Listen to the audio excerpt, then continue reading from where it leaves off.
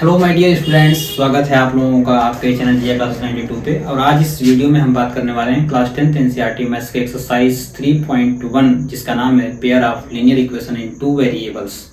आज पूरा उसका कंप्लीट सॉल्यूशन, बेसिकली इसमें 3 क्वेश्चन जो है कि दे रखे हुए हैं और उसे हम सॉल्व करने वाले हैं। तो प्लीज़ आप एनसीईआरटी जो है कि लेकर बैठिए, क्योंकि बिना एनसीईआरटी लिए आपको ये समझ में नहीं आने वाली है ना। और साथ ही साथ अगर पॉसिबल है तो आप ग्राफ भी लेकर बैठें, क्योंकि इसमें हमें 2 तरीकों से जो है कि क्वेश्चंस को दिखाना है। पहले तो अलजेब्रिकली दिखाना है और उसके बाद फिर ज्योमेट्रिकली दिखाना है ना। यानी कि हमें ग्राफ पेपर की जरूरत पड़ेगी।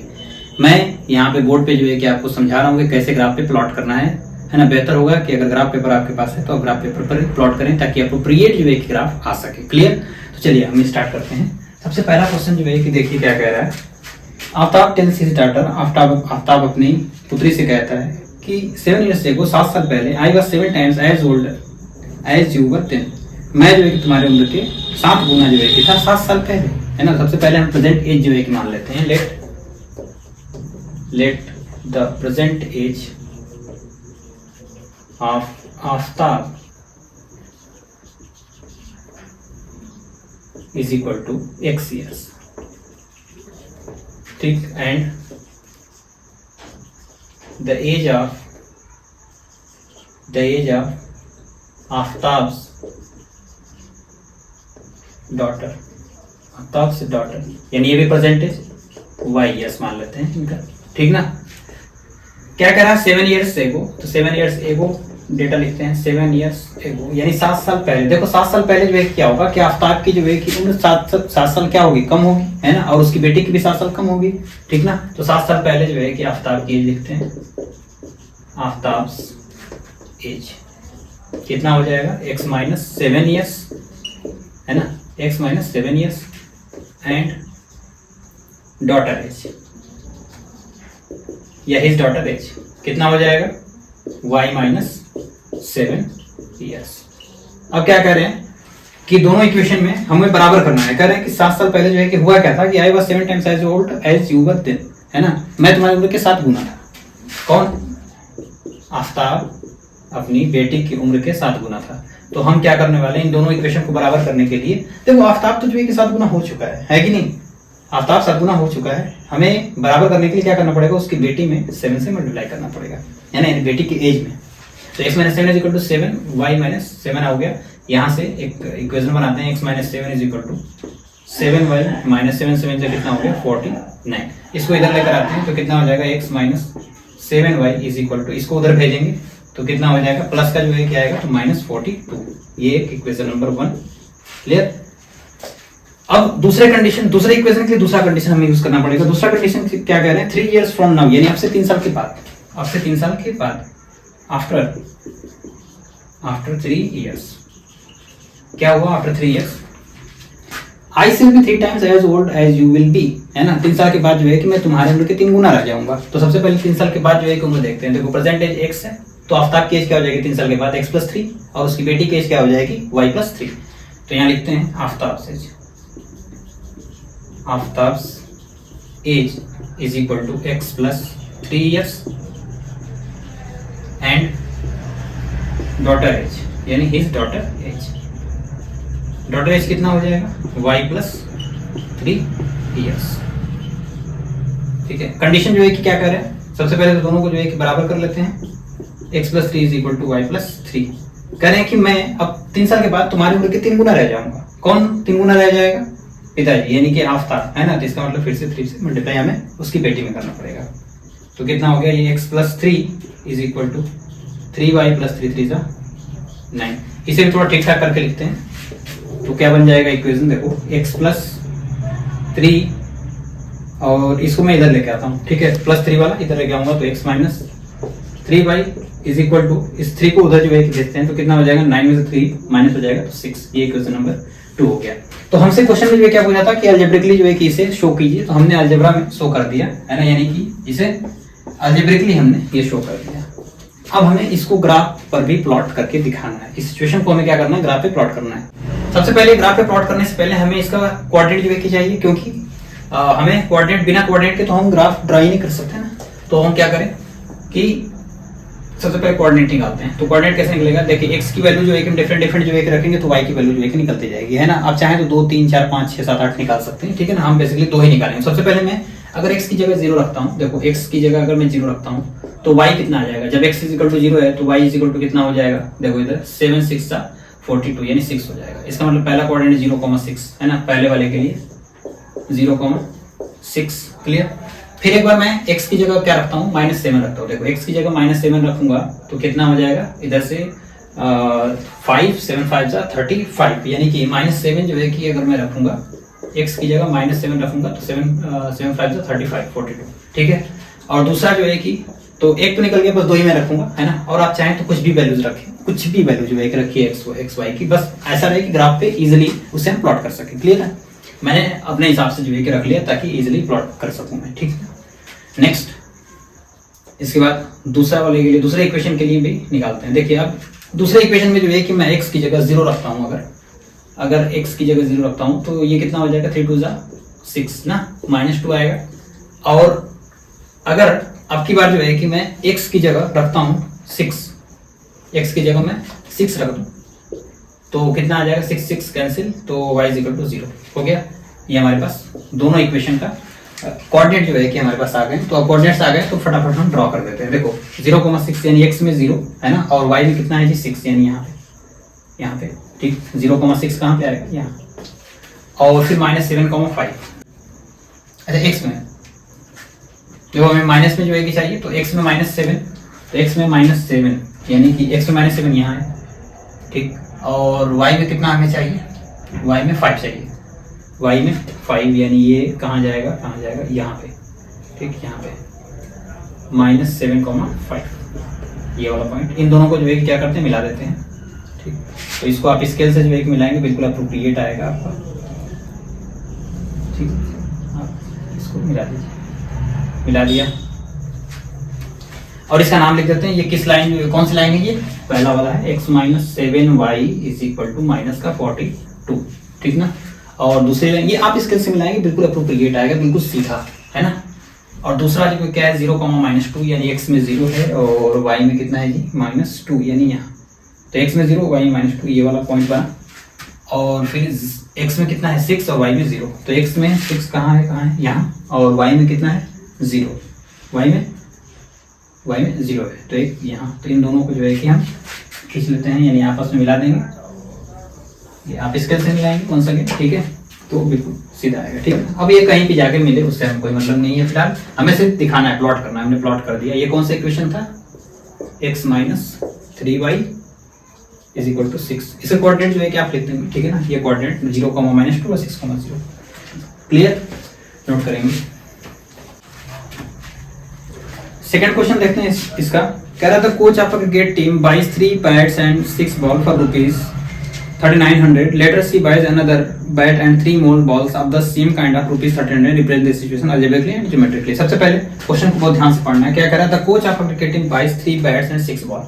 3 बैट और जो है कि 6 बॉल खरीदता है। कितने रुपए का खरीदता है वो, 3900 रुपए का। तो सबसे पहले एक का हम मान लेते हैं, let the cost of 1 bat is equal to x and the cost of 1 ball is equal to y, ठीक। अब जो कंडीशन दे रखा है, कितने बैट और कितने बॉल, 3 बैट 6 बॉल, है ना। तो एक बैट का अगर कॉस्ट x है तो 3 बैट का 3x है ना, तो कितना हो गया 3x और प्लस का y। कितने बैट जो है कितने बॉल खरीदे हैं उसने, 3 बैट 6 बॉल, तो कितना हो गया 6y। कितने रुपए जो है उसके लिए पेड किया उन्होंने, 160 नहीं, ये 160 नहीं, कितना है 3900 है। इसको इक्वेशन नंबर 1, या इसको थोड़ा सा कैंसिल कर लेते हैं। देखो 3 से ये सारा कैंसिल हो रहा है, तो 3 को कॉमन निकाल के कैंसिल करेंगे तो x + 3 2 जा 6 और ये कितना हो जाएगा 1300। ये थोड़ा छोटा रहेगा तो अपने लिए बढ़िया है। दूसरा कंडीशन यूज करेंगे दूसरे इक्वेशन के लिए। दूसरा कंडीशन क्या कह रहा है कि C buys another bat and 3 more balls, है ना। उसमें जो है कि फिर से क्या खरीदा है, C buys another bat and 3 more balls, तो फिर से उसने खरीदा है। एक बैट खरीदा तो x और कितना जो है कि ज्यादा बॉल खरीदा तो 3 बॉल खरीदा, तो 3y हो गया। कितना रुपए इसके लिए पेड किया इन्होंने, 1300, ये इक्वेशन नंबर जो है कितना हो गया 2। तो अलजेब्रिकली हमने दिखा दिया, ये अलजेब्रिकली हमने दिखा दिया। अब इसके ग्राफ पर जो है कि प्लॉट करेंगे, तो उससे पहले फटाफट आप इसे नोट करेंगे, उसके बाद ग्राफ पे बताता हूँ। तो देखिए ग्राफ पे सबसे पहले हम क्या करेंगे, कोऑर्डिनेट जो है कि निकालेंगे। सबसे पहले हम क्या करेंगे, कोऑर्डिनेट निकालेंगे। तो x की जगह अगर मैं 300 रख देता हूँ, अगर x की जगह 300 रखता हूँ, तो y कितना जो है क्या जाएगा अपने पास। देखो x बराबर 300 रखेंगे तो y कितना हो जाएगा अपने पास 500, है ना। और अगर मान लीजिए कि अगर x की 500, अगर x की जगह मान लीजिए कि 500 रख दिया, तो y कितना हो जाएगा हमारे पास 400। ठीक, दूसरे कंडीशन के लिए जो है कि ये वाला x प्लस 3y के लिए, अगर x की जगह जो है कि यहाँ पे मैंने रख लिया है, मान लीजिए कितना रख लूँ, x की जगह 400 रख लूँ क्या। अगर 400 रख लूँगा तो कितना आ जाएगा 9। हाँ ठीक है, 400 रख लेता हूँ। तो अगर 400 जो है कि मैं रख लूँ तो कितना हो जाएगा, 3 3 9, तो 300 आएगा। ठीक, और दूसरे कोऑर्डिनेट के लिए अगर x की जगह मैं कितना रख लूँ 700। चलो x की जगह अगर 700 रख लेता हूँ तो कितना आ जाएगा, ये 13 में से 7 जाएगा 6, यानी कि 200 आएगा क्या, 200। ठीक है, चलो अब इसको प्लॉट करते हैं। तो 300, 500, तो x में 300 यहाँ और 500, 300 और 500, तो 300 x में यहाँ और 500 कहाँ है, 3 4 5 5 यहाँ। ठीक है, यहाँ पे ये वाले पॉइंट। चलो ये कौन सा है, 300, 500, और फिर क्या है 500, 400। x में 500 है और y में 400, तो x में 500, y में 400। ये कहाँ जाएगा, ये यहाँ पे। ठीक, इस वाले पॉइंट पे कितना है 500, 400। इन दोनों को मिला देता हूँ।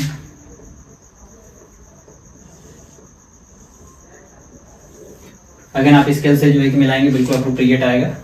कौन सा ये था, लाइन का नाम लिख देंगे, x plus 2y is equal to 1300। दूसरे वाले के लिए x इज इक्वल टू 400, कितना हो गया ये 400, और y में कितना है 300, ये कहीं यहाँ पे आएगा। ठीक है, चलो इसका नाम रख लेते हैं, कितना है 400, 300। ठीक ना, और फिर एक 700, 200, तो x में है 700 और y में है 200। ये कहाँ पे आएगा, यहाँ पे। ठीक, इन दोनों को जो एक मिला देता हूँ, ये है ना। अभी कहीं जाके मिले या ना मिले उससे हमें कोई मतलब नहीं है, फिलहाल इसका जो है कि कोऑर्डिनेट का नाम भी लिख लेंगे। कितना था ये 700, 200, और लाइन जो है कि ये कौन सी थी, इस लाइन का नाम x plus 3y is equal to 1300। चलो हो गया।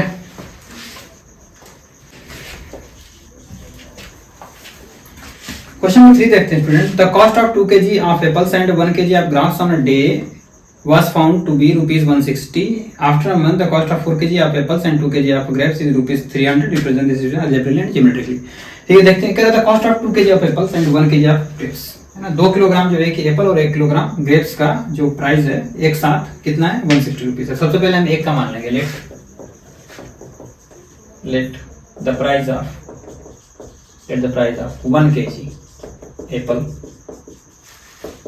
कितने का, 100 रुपए का। ठीक है, and the price of 1 kg grapes, इसको जो है कि हमने मान लिया रुपीज वाई। अब कितना कितना करा, 2 किलो एप्पल है और 1 किलो ग्रेप्स है। चलो तो 2 kilo Apple plus 1 kilo grapes, तो 1 किलो का मतलब वाई हो गया। कितने रुपए इसके देने पड़ेंगे, 160 रुपये। ठीक, इसको मान लेते हैं इक्वेशन नंबर 1। दूसरा कंडीशन क्या है,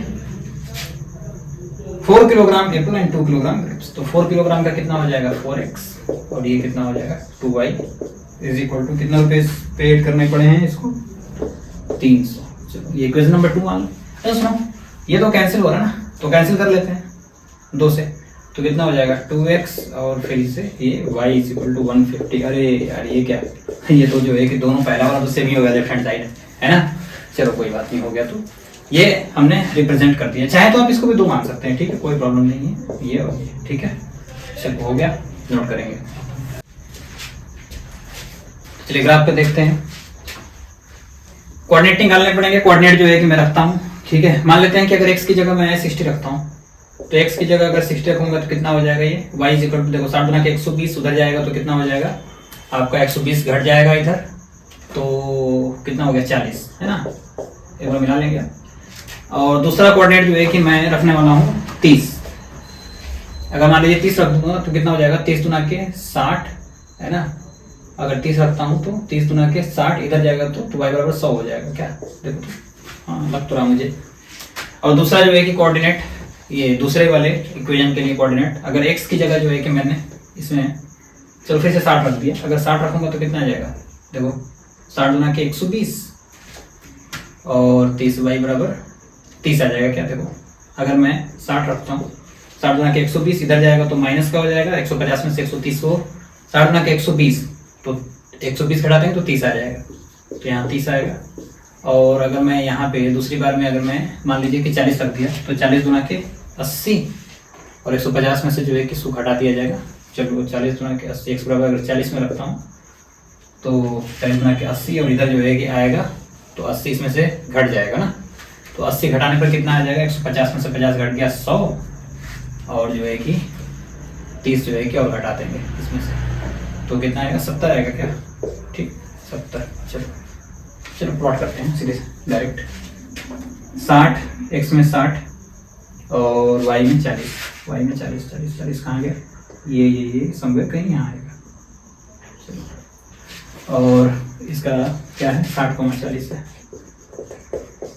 इसके बाद क्या है 30,100, x में 30 और y में कितना है 100, y में 100 यार बहुत ऊपर चला गया, चलो यहाँ मिला के थोड़ा सा लिख देता हूँ, ये 100 मान लेते हैं यहाँ है, तो x में 30 है, x में 30 है y में 100 है, तो x में 30 और y में 100 कहीं मान लेते हैं, यहाँ पे आ रहा है 30,100 इस पॉइंट पर, इन दोनों को मिला लेते हैं, ठीक। इसका नाम लिख देते हैं, कौन सा है ये line, 2x plus y is equal to 160 है। दूसरा क्या है 60,30, तो x में 60 और y में 30, तो ये एकदम बिल्कुल यहीं पे आएगा, बिल्कुल इसी बगल में, तो ये यहाँ आ गया, ठीक है 60,30, ठीक है ये वाला है 60,30 और फिर 40,70, तो 40 यहाँ और 70 कहाँ है यहाँ, तो यहाँ पे आ गया 40,70। चलो जी मिला लेते हैं इसको, तो ये मिलाएंगे आप तो बिल्कुल ये पैरेलल ही निकल जाएगा एक दूसरे के, ठीक है। तो इस तरीके से ग्राफिकल जो है कि सॉल्यूशन हमने दिखा दिया और अलजेब्रिकली भी आपको दिखा दिया, तो उम्मीद करते हैं आपको समझ में आएगा। तो फिर मिलते हैं स्टूडेंट नेक्स्ट वीडियो में, थैंक यू सो मच।